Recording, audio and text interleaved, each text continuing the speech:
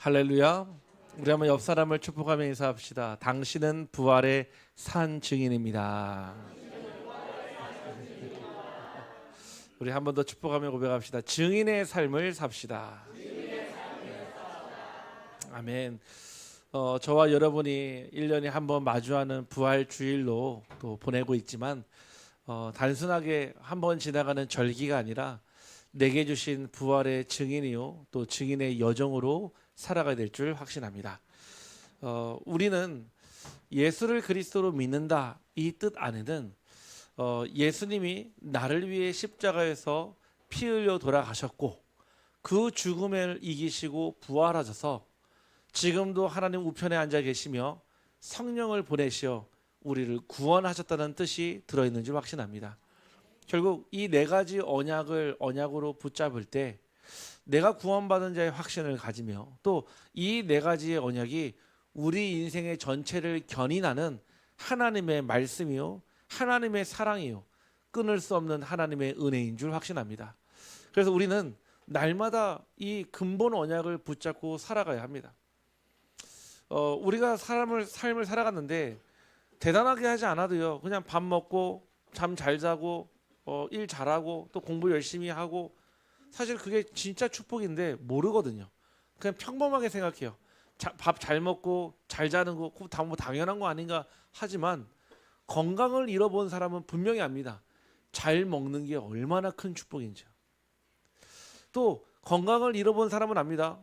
잠을 잘 잘 수 있는 게 숙면을 취한다는 게 얼마나 큰 축복인지요. 저와 여러분이요 평상시에 그 하나님의 은혜가 내게 감사로 부딪힐 정도로 누려지기를 주님의 이름으로 축복합니다. 그러면은 아마 우리 삶의 여러 가지 크고 작은 갈등 문제 속에 아마 대부분 답이 될 것 같아요. 내게 주신 구원의 은혜가 있고 감사가 있다면 내 삶에서 일어나는 크고 작은 많은 파도들이 그렇게 문제가 안 될 텐데 하나님의 은혜가 내게 고갈되는 순간부터요 작은 일부터 큰 일까지가 다 짜증투성이고 문제투성이고요 분노와 진노의 대상이 되거든요. 이번 주에는 어떤 우리 한 랩런트가요 이런 얘기 하더라고요. 목사님 예배를 드리는데 집에 가서 일주일 동안 있는데 마음이 편안했어요. 예배를 드리고 집에 돌아갔는데 뭐 별거 한 거 아무것도 없는데 정말로 마음이 편안하게 한 주간을 보냈어요. 얘기를 하더라고요. 저는 최고의 응답인 줄 확신합니다. 뭐 당장 뭐 시험에 합격하고 대단한 것을 소유하고 뭔가 중요한 응답에 이르는 게 큰 응답이 아니라 내 마음에 하나님의 나라가 임하는 것, 내 마음에 그 어떤 것과 상관없이 하나님의 은혜가 넘치는 것, 그것이 바로 부활의 산 증인인 줄 확신합니다. 그런데요 오늘 그 부활이 개인에게 찾아올 때가 있거든요.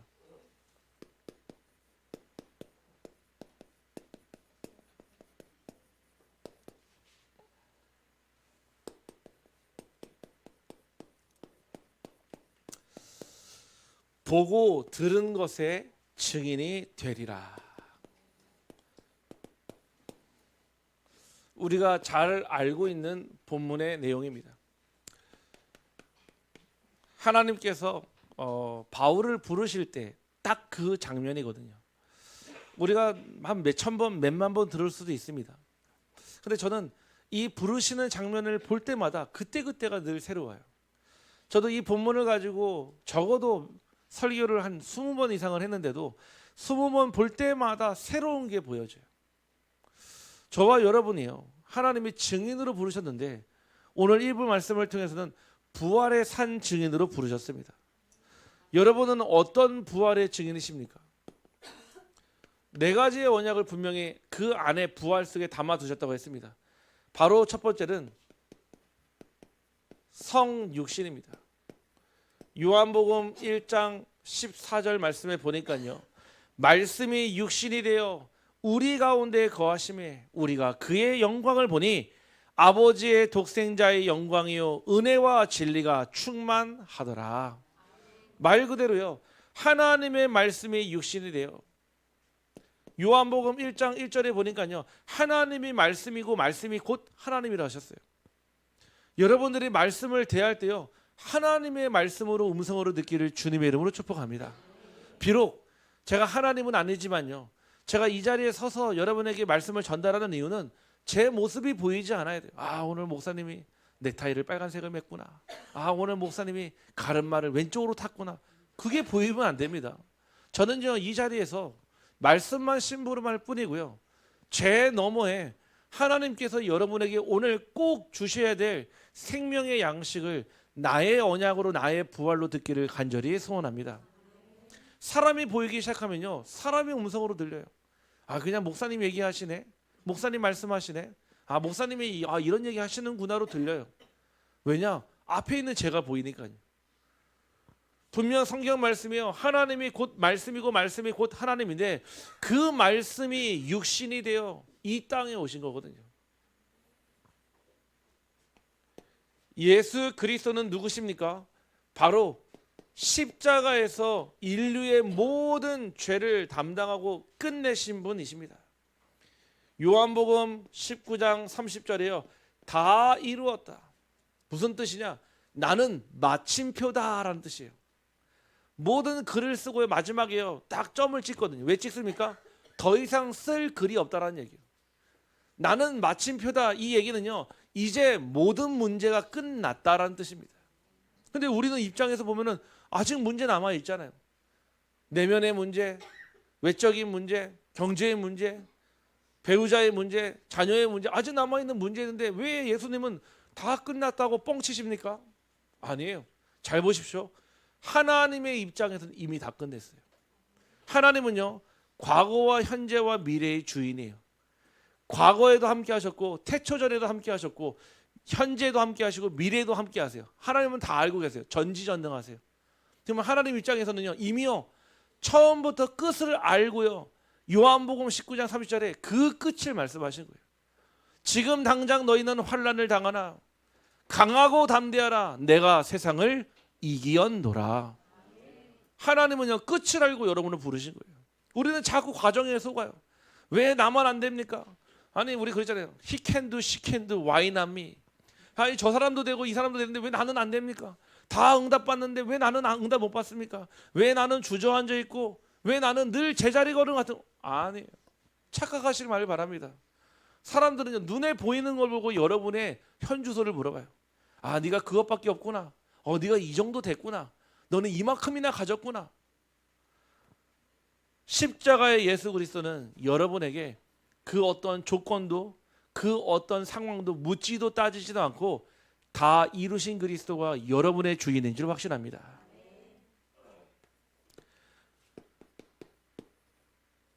부활하신 그 그리스도가 여러분의 주인이신데요, 어떤 분입니까? 요한복음 11장 25절 말씀에 예수께서 이르시되 나는 부활이요 생명이니 나를 믿는 자는 죽어도 살겠고 살아서 나를 믿는 자는 영원히 죽지 아니라. 이것을 내가 믿느냐? 아멘. 저와 여러분이 받은 구원이 이래요.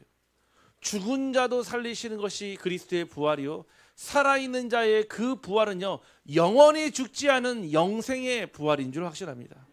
우리는 이걸 받은 거예요. 제가 장례식을 많이 가보면서요, 느끼는 게 있어요. 장례식마다요, 다 사람들이 돌아가실 때요, 사인이 다 달라요. 어떤 분은 교통사고로, 어떤 분은 급사로, 또 어떤 분은 또 자살로. 사람마다 죽음의 형태는 다 다르거든요. 그런데요, 끝은요, 딱 두 가지밖에 없어요. 사람에게 주는 것을 한번 정하신 것이요, 그 이후에는 반드시 심판이 있고요, 지옥과 천국은 반드시 존재합니다. 이 사실을요, 내가 모르면 있잖아요, 내가 열심히 신앙생활하는 거예요, 현생을 위해서 하는 줄 알아요. 분명히 요한복음 3장 10절에요, 하나님께서요, 자기 독생자 아들 예수 그리스도를 보내신 이유는 이는 그를 믿어 멸망치 않고 영생을 얻게 하신 줄 확신합니다. 요한복음 20장 31절에도요, 뭐라고 했습니까? 이 하나님의 아들 예수가 그리스도이신 것과 그 이름을 힘입어 생명을 얻게 하려 하심이라. 저와 여러분이 이런 그리스도의 부활을 얻었어요. 어제 우리 양떼 다락방에서요, 예배를 쫙 드리는데요, 어제 새로 오신 분들이요, 4명이나 계셨어요. 그래서 말씀을 전달하는데요, 그때는 분이요, 아멘 하시는 거 있죠. 말씀을 들으신 분인지를 모르겠는데 그 말씀이요, 반응이 있더라고요. 그래서 어제 말씀과 함께요, 영접 초청을 했는데요. 그 네 분 전부가요. 다 그리스도를 나의 주인으로 영접했어요. 그래서 제가 마지막에 말을 이렇게 붙였습니다. 여러분들 지금은 모르실 거예요. 얼마나 이게 크고 감사한 일이지. 나중에 천국 가서 저한테 꼭 한턱 쏘시길 바랍니다. 그랬거든요. 몰라요. 내가 받은 구원이 얼마나 큰지, 내가 받은 구원이 얼마나 하나님의 큰 능력인지 우리는 지금은 살면서 사실 한 30초 정도 천국 한번 갔다 오면 알 텐데 전혀 몰라요. 그러니까 우리가 받은 구원의 감격, 구원의 감사, 구원의 감동이요. 사실은요 늘 시들시들해지는 것입니다. 하지만 언제 살아납니까? 이 복음 전달될 때. 다시 말해서 여러분들이 증인으로 살아갈 때 매일 구원의 감격, 감사, 감동이 넘쳐나는 줄 확신합니다. 그것만 있으면 돼요. 사실은요. 그러면요 뭐 전도도 고민 안 하시는데 저절로 됩니다. 여러분들이요 당장은요 뭔가 재밌는 영화만 봐도요. 요즘에 그 영화 뭡니까? 왕사람이요. 지금 막 대단하더만요. 아직까지도 지금 흥행 1위라 사실은요. 저는 아직 보지를 못했는데 막 얼마나 재미있는지 사람들이 입소문 야 아직도 안 봤냐? 어떤 분 그러더라고요. 세상에는 두 가지 종류의 사람이 있대요. 왕사람은 본 사람과 왕사람을 보지 않은 사람과. 참 뭐 그 영화가 얼마나 대단하길래 뭐 보니까 단종 이야기인데 아마 이제 그 단종의 스토리가 좀 많이 가슴 아프지 않습니까? 근데 어떤 사람이 보죠. 이 세상에는 두 가지 종류만 존재하는 거야. 그 영화를 본 사람과 보지 않은 사람과. 야 보면서 나는 그 뒤에 속하니까 뭔가 죄진 느낌인 거 있잖아요. 뭔가 잘못한 느낌. 뭔가 나만 세상에 뒤처진 느낌이 있잖아요. 여러분들이요 부활하신 그리스도를 만났다. 여러분 인생의 최고의 축복 구원을 받은 줄 확신합니다. 방금 권사님 기도하셨는데요. 우리가 그 그리스도의 구원을 받았는데 사실 값어치를 모르면 늘 부인하는 삶을 사는 맞다 생각이 들더라고요. 그렇지. 내가 그 그리스도의 증인으로 살아가야 되는데 나도 모르는 사이에 혹시 하나님을 부인하지 않았는지 의도하진 않았지만 혹시 하나님을 배제하고 나는 살아가지 않았는지 전 생각하게 되더라고요. 여러분들이요 부활하신 그리스도가 여러분들의 자랑이 되기를 주님의 이름으로 축복합니다. 그러면서요 그 그리스도는요 재림 다시 오신다는 뜻입니다. 사도행전 1장 11절 말씀에 보니까요 이르되 갈릴리 사람들아 어찌하여 서서 하늘을 쳐다보느냐 너희 가운데서 하늘로 올려지신 이 예수는 하늘로 가심을 본 그대로 오시리라 하였느니라. 예수가 그리스도 되셔서 저 하늘로 승천하셨어요. 다시 그 모습 그대로 이 땅에 구원을 성취시키시며 완성하러 오시는 줄 확신합니다. 우리는 그 사실을 믿는 거예요. 그래서 우리는요 재림주로 오실 그리스도, 심판주로 오실 그리스도를 늘 우리는 항상 기대해야 합니다. 사모해야 합니다. 그렇다고 해서 우리가요 종말론적 신앙으로 가면 안 됩니다. 우리에게 주어진 하루를요 하나님 주시는 축복으로 여기고요. 정말로 하나님 주시는 축복으로의 선물로 여기고요. 내 삶이 아닌 하나님께 영광 돌리는 삶이 되어야 할 줄 확신합니다. 어제 우리 대학 청년부들하고요 예배드리고 말씀을 나누는데 얼마나 감사한지요. 저 젊은 시기 때 젊은 날에 예수를 알았다는 것 최고의 축복 아닙니까? 우리가 뒤늦게 늦지막히 알아도 감사한데 저 어린 날에 청년의 날에 예수를 그리스도로 깨달았다? 아마 절대로 이해는 못할 거예요. 다만 시간 지나면 지날수록 그 그리스도의 가치가 발견되어야 될 줄 확신합니다. 오늘 본문에 보니까요 바울이 등장하는데 그 바울은 누구였습니까? 바로 하늘로부터 내려오는 빛을 만난 사람입니다.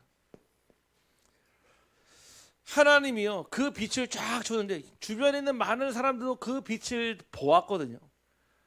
다시 말해서요 이 바울이요 빛을 찾아온 것이 아니라 하나님이요 빛을 통해서 찾아오셨습니다. 여러분 잘 생각해 보십시오. 여러분들이 잘나서 구원받은 게 아니에요. 여러분들이 내 발로 내가 내 차 끌고 이 자리에 온 것 같지만 예배 들어온 것 같지만 아닙니다. 하나님이 여러분들을 먼저 찾아오셨고 여러분들에게 예수 그리스도의 그 부활과 그 재림과 그 십자가의 언약을 주셔서 구원하시고 예배의 자리로 부르신 줄 확신합니다. 부르셨어요. 찾아오셨어요. 절대로 구원받을 수 없는 사실은 모지랭이 같은 내 인생에 찬양 보면요, 벌레 같은 내 인생이요, 하나님이요 빛으로 찾아오신 거예요. 사울이 바울이요 주님을 찾아간 것이 아닙니다. 하나님의 먼저 빛이 임했습니다. 결국은요, 따라합시다. 변화의 시작은 하나님으로부터 시작합니다. 아멘. 여러분들, 변화의 시작은요 하나님으로부터 시작됩니다. 내 마음을 잘 먹고 결단을 하고 뭔가 내가 한번 해보자 이 여기서 시작하는 게 아니에요. 하나님으로부터 시작된 빛이 내게 임할 때 그때 시작이 되는 거예요. 그럼 어떻게 됩니까? 여러분들이요, 하나님이 여러분에게 빛이 찾아올 때 뭐 해야 됩니까? 기다려야 되는 거예요. 여러분에게 주시는 그 응답과 은혜를 기다릴 수 있는 지혜와 총명이 있어야 돼요. 기다리는 게 되게 중요해요. 기다리지 못하면요 응답이요 응답인 줄도 몰라요. 기다리지 못하면요 축복이 축복인지 모릅니다. 저는요 이 기다림이 무엇인지요 저는 군대 가서 알았어요. 군대 가면요 내 마음대로 내 뜻대로 할 수 있는 게 거의 많지 않아요. 잠자는 거 먹는 거 다 군에서 정한 틀대로 해야 돼요. 오늘 군에서 오늘 얼갈이 배추고기 나왔다 그러면 그거 다 먹어야 돼요. 나는 그거 먹기 싫은데요, 나는 순두부찌개 먹고 싶어, 할 수가 없어요. 만약에 오늘 저녁 메뉴로 소세지 야채볶음 나왔다 무조건 같이 먹어야 돼요. 정해진 대로. 나는 안 자고 싶어, TV 더 보고 싶어, 안 돼요. 10시면 무조건 취침소등해야 돼요. 군대 갔다 오셨습니까 원사님? 왜 이렇게 잘 오시죠? 아니 변화를 하려고 하는데요 내 삶이요 이미요 정해져 있는 뜻이 있거든요. 제가요 우리 소대원들 30명을 데리고요 겨울에 혹한기 훈련을 딱 나갔어요. 나가면은 진짜 추워요. 말이 안 되겠지만요 진짜 추운 겨울날에요 정말 밖에서 정말 텐트 한 장에 들어가서 자요. 정말 그렇게 해요. 제가 기억합니다. 아직도 그 사천 사내면 사창리에 있는 그 온도가 28도 플러스 말고요 영하 28도. 영하 28도인데 이게 진짜 나중에 콧물이 얼어가지고 인중에 붙을 때 과간도 아니거든 사실은요. 사람이요 그렇게 불쌍해 보일 수가 없어요. 추울 때 보면 있잖아요. 제가 소대원들 30명을 데리고 산속에서요 대기하라는 명령을 받고요 대기하는데요 너무 추운 거예요. 발도 시렵고 손도 시렵고 그나마 핫팩이 있거든요. 핫팩이 신기한 게 핫팩을 잡고 있는 손만 따뜻해요. 나머지는 다 춥고 그 추움 가운데 있는데 그날 막 저녁부터요 대기하기 시작하면 새벽 밤 12시 1시 2시 넘어가면요 정말로요 내가 살아있는지 죽었는지 모를 것 같아요. 너무 추워요. 그런데 언제가 제일 기쁘냐? 밥 오는 시간이 아니에요. 언제냐? 해 뜨는 시간이에요.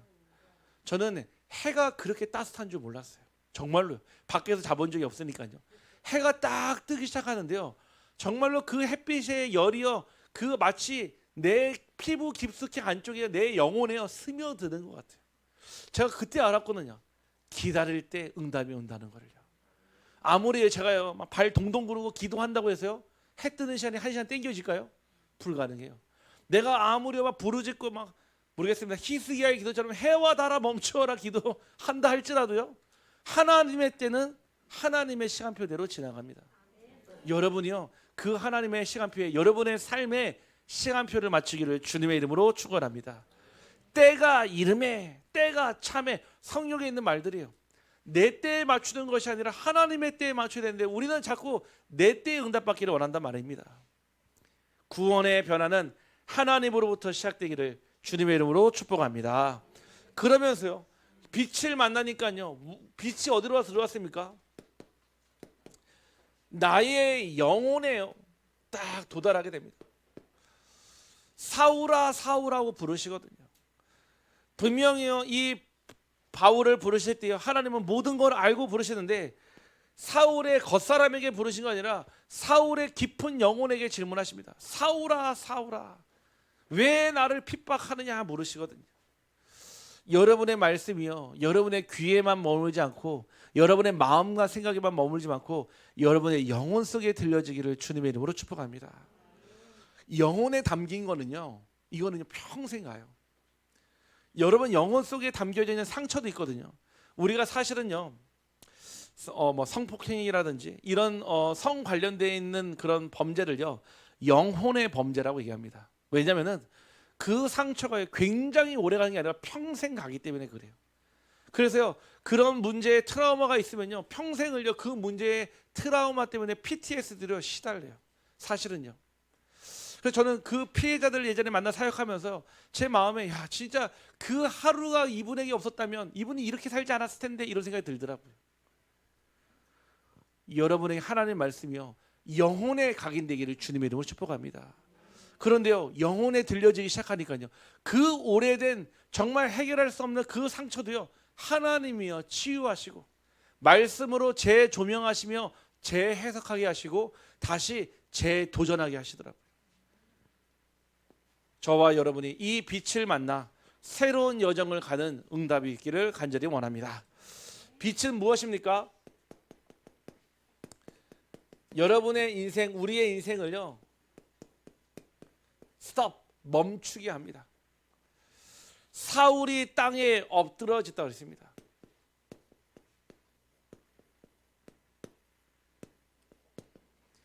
땅에 엎드렸다는 얘기는 무슨 뜻입니까? 절대 순종, 절대 복종을 뜻합니다. 여러분에게요, 여러분의 영혼에, 여러분의 하나님의 말씀이 임하는 순간 여러분들이 그 어떤 것도 내세우거나 자랑하지 않고 하나님 앞에 납작 엎드리는 자가 되기를 간절히 소원합니다. 이게요, 순종과 복종이라는 게 뭔가 외압에 의해서 내가 하고 싶지 않은데 억지로 엎드리는 것이 아니라 정말 하나님의 말씀에 순종하는 자를 통해 하나님은 일하시더라고요. 사람의 말에 순종하는 자를 통해 일하시는 것이 아니라 하나님의 말씀에 순종하여 엎드리는 자에게 하나님은 그 하나님의 언약을 전달하십니다. 다시 말해서 지금까지 살아왔던 사울의 인생이요, 무엇으로 바뀝니까? 하나님이 부르시는 전도자의 인생으로 바뀌는 시간표였습니다. 원래 바울의 이름은 두 가지예요. 사울과 바울이에요. 뭐 어떤 사람은 다메섹 전까지는 사울이었고 그 다음에 바울이 됐던데, 그렇지는 않고요. 다만 뜻은요, 사울은요 큰 자라는 뜻이고요, 바울은요 작은 자라는 뜻이에요. 원래 가지고 있는 이름이 두 가지, 로마식 이름과 헬라식 이름 두 가지 가졌던 거예요. 사울로 살아왔었던 그 바울 전도자가요, 이제는요 다메섹에서요 땅에 엎드려지는 순간 하나님의 증인으로 부르신 전도자로 살게 되는 것입니다. 지금까지 내가 옳다고 믿었던,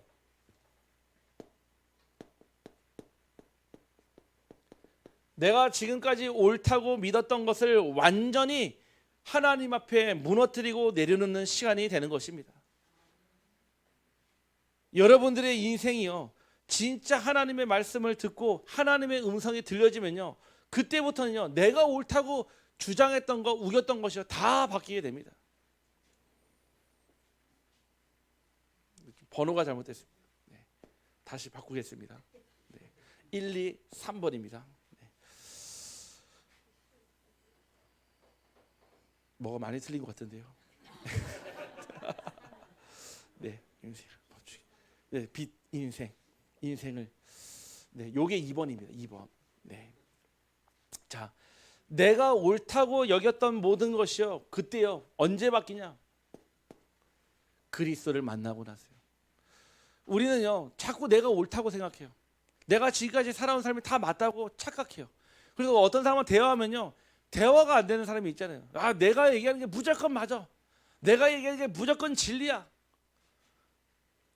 정말 그리스도를 만나게 되면요, 내가 옳다고 믿었던 모든 것이요 잘못되어 있음을 인정하게 됩니다.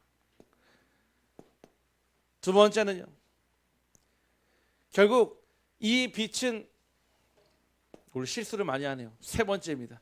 빛은요 새로운 시작이 되어집니다. 눈은 멀었지만 인생은 새롭게 시작됐습니다. 육신의 눈은 닫히고 영적인 눈이 열렸습니다. 육 안은 닫혀지고요, 영 안이요 열려지는 시간표인 거예요. 육신의 눈이 닫히니까요 무엇이 보입니까? 이제는요 영적인 하나님께만 집중이 되는 거예요.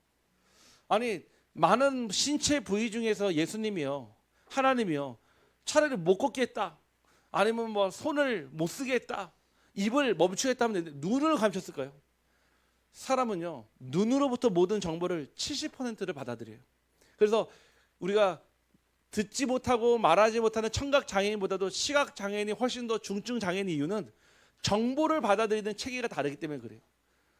눈이 보이면 이제 70% 정보는 수용이 돼요. 하나님께서 그 바울의 눈을 멀게 했다는 얘기는 세상 모든 것을 차단하게 만든 거예요. 무엇만 보라고요? 하나님의 말씀만 따라고 귀를 열어주신 거예요. 그래서 하나님이 아나니아를 통해서요, 왜 예수만이 그리스도 되시는지, 성육신하신 그리스도, 십자가 위의 그리스도, 부활하신 그리스도와 재림하실 그리스도를 전달했다 이겁니다.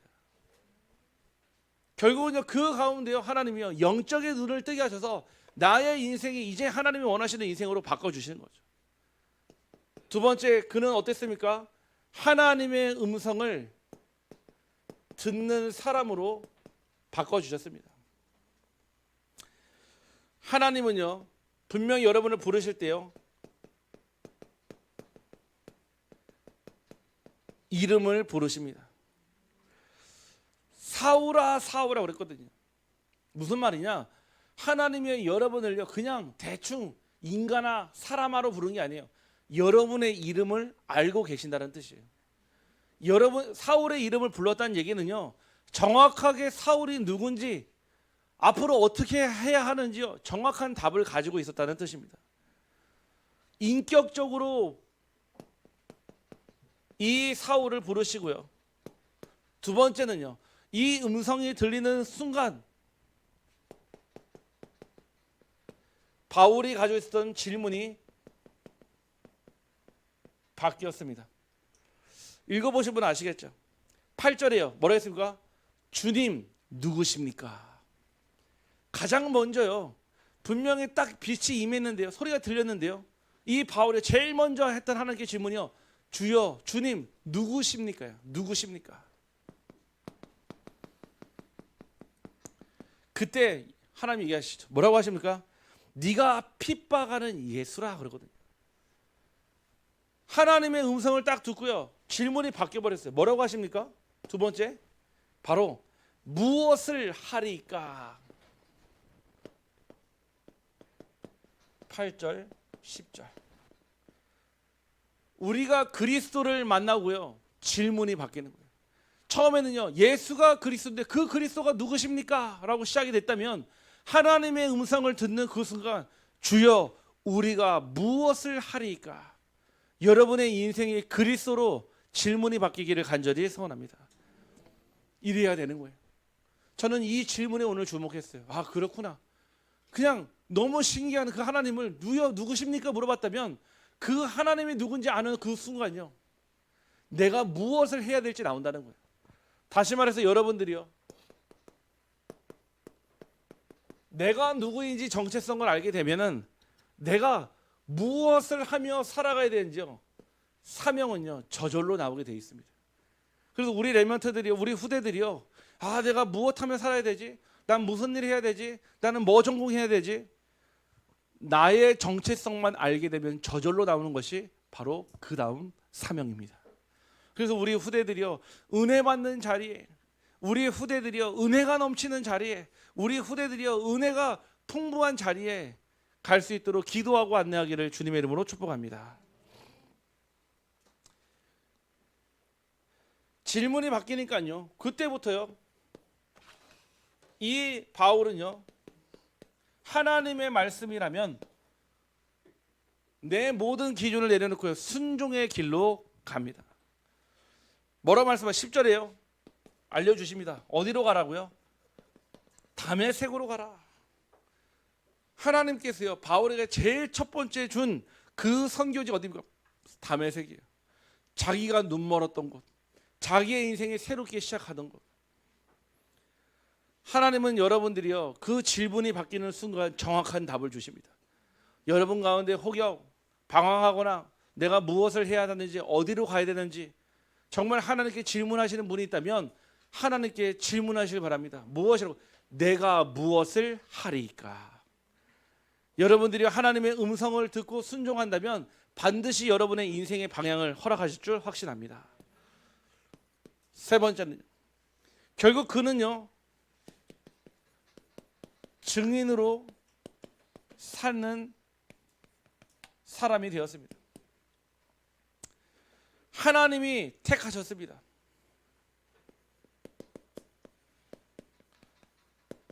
14절 말씀에 보니까요, 너를 택하여 그랬거든요. 증인은요, 내가 할 수 있는 게 아니에요. 내가 하고 싶다 해도 되는 게 아니에요. 하나님이 선택하신 사람이 증인인 줄 확신합니다. 그래서 그 선택에는요, 뭐가 없으니까 이유가 없어요. 하나님의 부르심에는요, 이유가 없고요. 하나님의 부르심에는요, 핑계가 없습니다. 저와 여러분, 왜 나를 하나님 자녀 삼아주죠? 아니에요. 하나님의 절대적 주권입니다. 여러분들이요, 마치 내가 부모를 선택할 수 없듯이, 자녀를 선택할 수 없듯이요, 하나님이 나를 부르셨다, 절대 주권 속에 있는 축복인지 확신합니다. 오늘 우리 세례 받으시는 우리 분 계시는데 아까 잠깐 대화를 좀 나눴거든요. 우리 우병모 성도님, 이수미 성도님, 또 우리 같이 왔던 우리 고은담, 우리 그 엄마 아빠 되는 우리 고현성, 이슬기, 두 커플의 공통점이 있더라고요. 다 제가 다 주례를 섰어요. 주례를. 특별히 오늘 그 고은담 우리 그 레멘트는 처음 만날 때 제가 주선을 했거든요. 처음 만날 때 제가 뭐라고 얘기했냐면은, 얘기해서 나는 둘이 만나서 결혼하라고 난 이 만남을 내가 하는 게 아니다. 서로에게 주신 하나님 주시는 언약을 확인하라고 그랬어요. 그리고 뭐 했냐? 둘이 만나는 자리에서요, 저 커피숍 한 켠에 예배 드렸어요. 예배. 저는요, 그 둘이 결혼했으면 좋겠다, 잘 살았으면 좋겠다, 이런 마음으로 시작한 게 아니에요. 두 가정과 가문의 배경을 내가 너무 잘 알아요. 그러면서 두 친구에게 주신 하나님의 언약을 확인하는 거예요. 우리는 뭐 합니까? 이미요, 나도 모르는 사이에요, 나의 결론을 가지고요 딱 살아갑니다. 믿음도 마찬가지, 신앙생활도 이미요, 내가 하고 싶은 거 점 찍어놨어. 이미요, 결론은 내가 다 냈어. 그럼 뭡니까? 하나님 이대로만 해주세요. 이대로만. 감사하게도요, 그 친구들이요 막 사귀면서요, 한 번 위기가 왔어요. 1년 만에 연락 온 거예요. 따로따로. 목사님, 저희가 더 이상 이제는 헤어지기로 했습니다. 왜냐면은 남편은요, 그 군인이거든요. 군인이면 있잖아요, 거의 한 달에 한 5번 이상은 당직 근무 서야 되죠. 또 군인은요, 명령에 복종해야 되기 때문에 가라 하면 가야 돼요. 싫어요 할 수가 없어요. 그러니까요, 군인이랑 사귄다고 하는 게 얼마나 어렸으니까 막 춘천에 갔다가 막 영동에 갔다가 1년 만에 연락 왔어요. 목사님, 저희 이제 그만 만나기로 했습니다. 그러더라고요. 저한테. 그러냐? 알겠다. 기도하겠다. 연락 왔어요. 남자가, 목사님, 저는 더 만나고 싶은데 그 친구가 너무 힘들어해서 놔줘야 할 것 같습니다. 그러더라고요. 제가 그래서 이 빙신아 그랬거든요. 이 빙신아, 그 말이냐 그게? 지금 와서 하는 얘기지만, 야, 그 얘기는 뭐냐? 결혼하고 싶다는 뜻 아니냐? 좀 빨리 알아차려라. 연애를 둘 다 나이가 30이 넘었는데 그게 그 뜻이니까 확실히 군인들이 좀 느리더라고요. 아니 사인을 보내면은 하나님의 언약을, 그러면은 같이 다니면 되는 거 아니겠습니까? 사실은 그렇게 이제 딱 결혼을 마음에 두고 하는데요, 진짜 신기하죠. 정말로 결혼하려고 하니까 양쪽 집에서 또 막 분란이 막 일어나, 막 이래서 저렇고 참 신기하더라고. 그러던 가운데 둘이 찾아왔어요. 눈물 범벅 코 범벅이 내가 찾아가지고 결혼을 해야 될지 말아야 될지, 이제 둘은 너무 사랑하는데 하나님의 말씀으로 하나가 됐는데 가정에서 가문에서 막 핍박이 일어나니까요, 제가 그랬어요. 남편 되는 분한테 진짜 하나님의 언약이 맞냐니까 맞다는 거예요. 하나님의 언약이 맞다면 하나님 앞에 서라. 근데 가족들이 그걸 인정을 안 한다는 거예요. 그러냐? 그러면은 하나님 앞에 서는 게 시간표냐, 가족 앞에 서는 게 시간표냐, 네가 한번 따져봐라 하니까요, 한 달 동안 둘이 집중하다가 연락 왔어요. 하나님 앞에 서기로. 그게 무슨 뜻입니까? 가정의 뜻과 상관없이 하나님의 말씀 따라 가겠다는 거예요. 제가 주례하러 갔는데요, 보면은 신부 쪽, 신랑 쪽 아닙니까? 신부 쪽은요, 가족들, 친구들 있는데 신랑 쪽은 가족이 한 명도 안 왔어요. 사실은 한 명도 안 왔어요. 제가 그 현장을 보면서, 그래, 하나님께서 이 가정을 통해 하실 하나님의 언약의 축복이 있다면 우리는 하나님 앞에 서야 한다. 정말로 눈물로 사실은 그때 예배를 드렸거든요. 한 명도 안 왔다. 단 한 명도요.